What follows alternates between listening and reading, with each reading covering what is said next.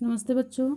इसके पहले हमने हिंदी फर्स्ट पढ़ा था जिसमें तीन चैप्टर हो गया। और इसके पहले हिंदी सेकंड में हमने 2 चैप्टर कंप्लीट किया था। आज हम थर्ड पढ़ेंगे। पहला था इसमें भाषा, बोली, लिपि था व्याकरण। दूसरा था वर्ड विचार। आज हम तीसरा चैप्टर पढ़ेंगे जो है शब्द विचार। वर्ड विचार इसके पहले हमने पढ़ा था। वर्ड विचार होता है कि जो भी सबसे छोटी इकाई होती है अर्थात जिसके खंड नहीं किए जा सकते वो वर्ड कहलाते हैं। अर्थात प्रत्येक ध्वनि को लिखने के लिए जो चिन्ह निश्चित किए जाते हैं उस चिन्ह को ही वर्ड कहते हैं। इसके बाद आज हम शब्द पढ़ेंगे। वर्डों के मेल से बनाई गई सार्थक इकाई ही शब्द कहलाती है। अर्थात जो भी हमारे मुख से ध्वनियाँ निकलती हैं उन ध्वनियों से वर्ड का निर्माण होता है और वर्डों के सार्थक मेल से शब्द बनते हैं। जैसे इसमें एग्जाम्पल में आप देख रहे हो ल, अ, छोटी अ, क और बड़ी ई मिलके लड़की बना हुआ है। ल, अ, इसके बाद अंग है ड़ और फिर अ, क और ई, इसके बाद फिर लड़की। दूसरा एग्जाम्पल है प औ ध आ अर्थात पौधा। अर्थात इनसे जो भी वर्ड होते हैं उसके बाद जो शब्द बनते हैं वो सार्थक होने चाहिए, अर्थात उनका कोई ना कोई अर्थ होना चाहिए, वही हमारा शब्द कहलाता है। शब्द की विशेषताएं: सभी शब्दों का कोई ना कोई अर्थ अवश्य होता है। शब्दों के मेल से वाक्य और वाक्यों के मेल से भाषा बनती है। सभी शब्दों के वर्णों का कर्म निश्चित होता है। जैसे पर्वत, अगर इसके कर्म को उल्टा कर दिया जाए तो वो तरवब बन जाएगा। अर्थात इनके कहने का मतलब यह है कि जो भी हमारे वर्ड होते हैं वो एक व्यवस्थित क्रम में होते हैं और उनका कोई ना कोई अर्थ होता है, तभी वो शब्द कहलाते हैं। इसके बाद इन्होंने बताया कि जब शब्द का प्रयोग एक सार्थक इकाई के रूप में अर्थात वाक्य में किया जाता है तब वह पद बन जाता है। अर्थात जब शब्द जो होते हैं वो स्वतंत्र रूप में होते हैं तो वो शब्द कहलाते हैं, लेकिन वही शब्द जब एक वाक्य में व्याकरण के नियमों के द्वारा बंध जाता है तब वो पद कहलाता है। इसके बाद हम शब्दों का वर्गीकरण पढ़ेंगे। शब्द का वर्गीकरण मुख्य 4 प्रकार होते हैं, लेकिन इसमें 5 दिया है। पहला पढ़ेंगे हम। पहला है व्युत्पत्ति अर्थात रचना के आधार पर शब्द के 3 भेद होते हैं। पहला है इसमें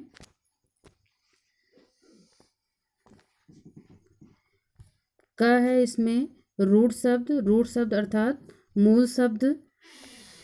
जो शब्द किसी विशेष अर्थ के लिए रूढ़ या प्रसिद्ध हो जाते हैं वे रूढ़ अथवा मूल शब्द कहलाते हैं। अर्थात कोई भी शब्द जो होता है वो किसी विशेष अर्थ के लिए निर्धारित कर दिया जाता है, वो उसी रूप में प्रसिद्ध हो जाता है, वही रूढ़ शब्द कहलाता है। जैसे यहाँ पे दिया गया है कर्ण।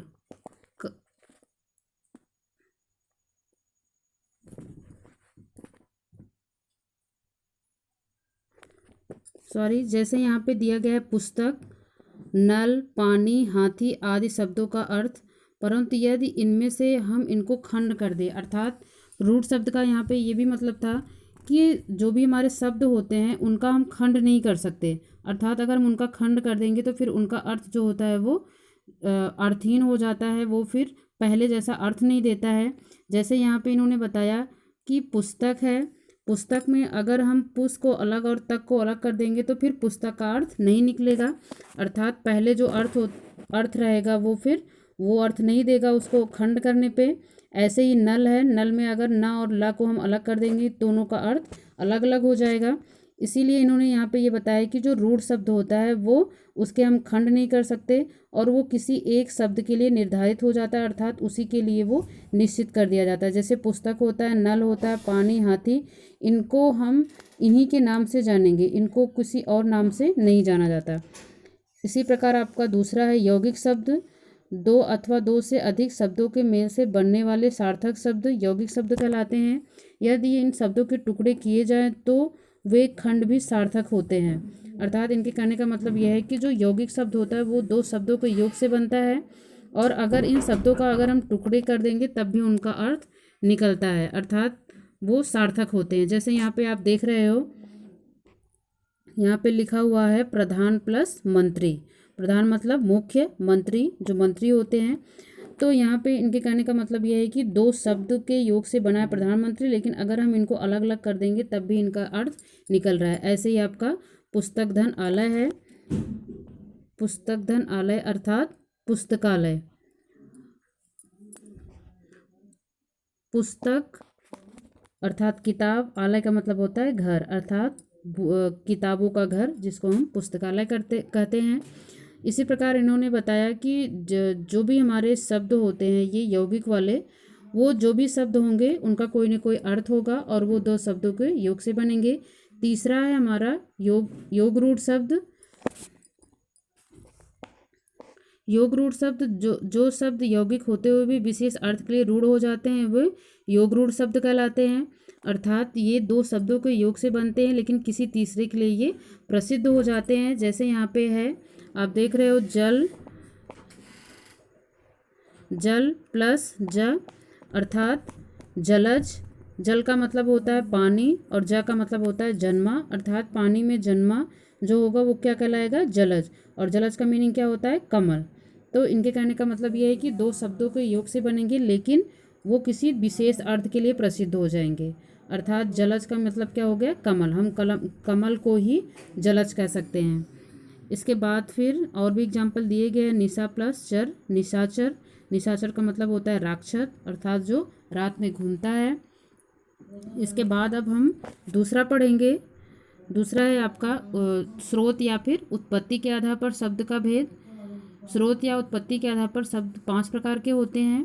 पहला इसमें तत्सम शब्द, दूसरा तद्भव, तीसरा देशज, चौथा विदेशी और पांचवा है संकर शब्द। पहले हम तत्सम शब्द पढ़ेंगे। तत्सम शब्द है आपका जो सब संस्कृत भाषा से ज्यों के त्यों हिंदी में आ गए हैं वे तत्सम शब्द कहलाते हैं।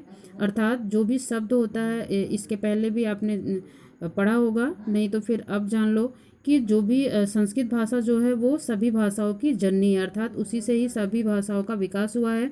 और जो हिंदी है, हिंदी तो बोली ही जाती है कि संस्कृत से निकली हुई है क्योंकि उसके शब्द सारे उसी से मैच होते हैं। तो इन्होंने बताया कि जो सब संस्कृत भाषा में से ज्यों के त्यों हिंदी में आए हैं, अर्थात वे संस्कृत के ही शब्द हैं लेकिन हिंदी में भी हम उनका प्रयोग वैसे ही करते हैं उनके मूल रूप में, तो उनको हम तत्सम शब्द कहते हैं। जैसे यहाँ पे है चंद्र, चंद्र को हम संस्कृत में बोलते हैं लेकिन हिंदी में भी इसका प्रयोग होता है। माता, भ्राम। इसके बाद फिर है आश्रय, अश्रु, जिह्वा, कर्ण, सूर्य, स्वर्ण, क्षेत्र आदि।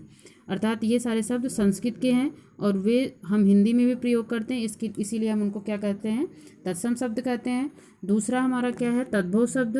तद्भव शब्द वे शब्द जो संस्कृत के शब्दों से कुछ बदलाव से बने हैं वे तद्भव शब्द कहलाते हैं। अर्थात ये संस्कृत के ही शब्द होते हैं लेकिन इसमें कुछ चेंजिंग हो जाती है, अर्थात इसमें कुछ बदलाव हो जाता है, इसके बाद वो हिंदी में प्रयोग किए जाते हैं, इसलिए हम उनको तद्भव शब्द कहते हैं। जैसे एग्जाम्पल में यहाँ पे दिया गया है, सत्य का तद्भव शब्द क्या होगा, सच। इसके बाद फिर आपका नीचे है रात्रि, रात्रि का क्या होगा, रात।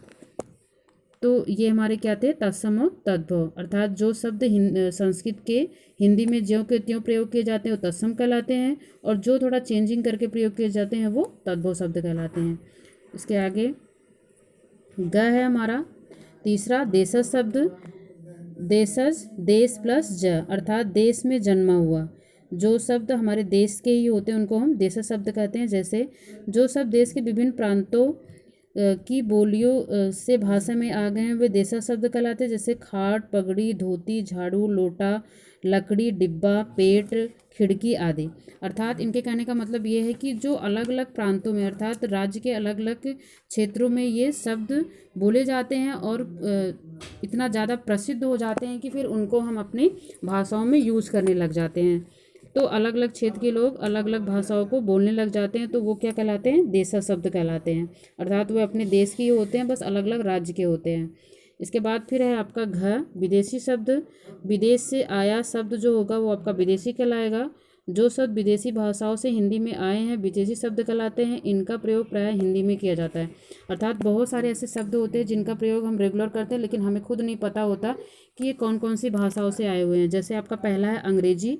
अंग्रेजी में है motor, doctor, nurse, school, car, college etcetera, कई सारे हैं इसमें उदाहरण के रूप में। तो इनको हम क्या कहेंगे, इन शब्दों को हम अंग्रेजी शब्द है, लेकिन हम इसका हिंदी में रेगुलर प्रयोग करते हैं और हमें पता भी नहीं होता कि ये सारे अंग्रेजी के शब्द हैं। दूसरा है अरबी, जहाज, इनाम, फौज, नज़र, खत, इलाज इत्यादि बहुत सारे शब्द हैं, लेकिन इन सारे शब्दों का प्रयोग हम हिंदी में करते हैं, लेकिन हैं किस में, ये अरबी के हैं। ऐसे ही हमारे बहुत सारे हैं, फारसी के हैं, पुर्तगाली है, तुर्की है और चीनी है। ये सारे शब्द विदेशी शब्द हैं, लेकिन फिर भी हम इनका हिंदी में प्रयोग करते हैं, इसलिए हम इनको विदेशी शब्द कहते हैं। अंगा है अर्थात पांचवा है संकर शब्द। जो शब्द दो भिन्न भाषाओं के शब्दों के मेल से बनते हैं वे संकर शब्द कहलाते हैं। अर्थात ये अलग अलग भाषा के होते हैं, एक शब्द हिंदी का होगा तो दूसरा अंग्रेजी का होगा, ये दोनों एक में मिला के हम उसका यूज करते हैं, तो वो शब्द कौन से कहलाएंगे, संकर शब्द। जैसे इसमें है हिंदी लाठी और चार्ज। तो लाठी जो है ये हिंदी का शब्द है, चार्ज जो है वो अंग्रेजी का शब्द है, और हम इसको एक में मिला के क्या बोलते हैं, लाठी चार्ज। तो ये कौन सा शब्द हुआ, आपका संकर शब्द हुआ। तो आज हम दो ही पढ़ेंगे, तीसरा हम कल के लिए पढ़ेंगे। आज के लिए इतना ही, धन्यवाद।